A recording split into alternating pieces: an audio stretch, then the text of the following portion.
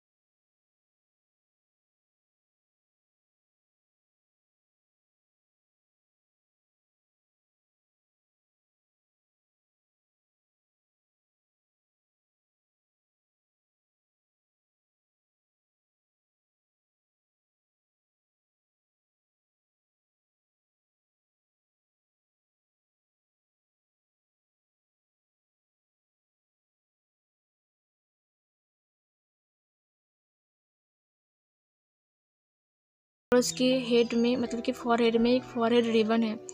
Wing उसे अच्छे से देखने लगा। फिर वो विंग उस बच्चे को एक झूले के अंदर लेटा देता है और उसके बाद उसके पास आते हुए बोलता है कि तुम कौन हो?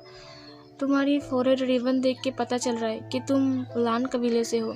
क्या तुम लान मेंशन में रहते हो? तभी वांग जी बोलता है कि हाँ, वो दरअसल मैं उसका सेकंड प्रिंस हूँ।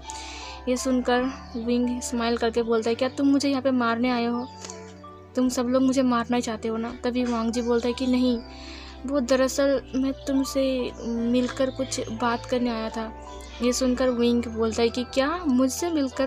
पहली बार कोई मुझसे मिलकर बात करने आया है सच में? तो फिर आपका स्वागत है। आप पहली बार मेरे यहाँ पर आए हो तो आइए, अंदर आइए। और फिर वांग जी उसके साथ अंदर जाने लगता है। फिर गाइस, इस पार्ट को मैं यहीं पर ही ख़त्म करती हूँ। चलिए मिलती हूँ अगले पार्ट में, तब तक के लिए बाय बाय।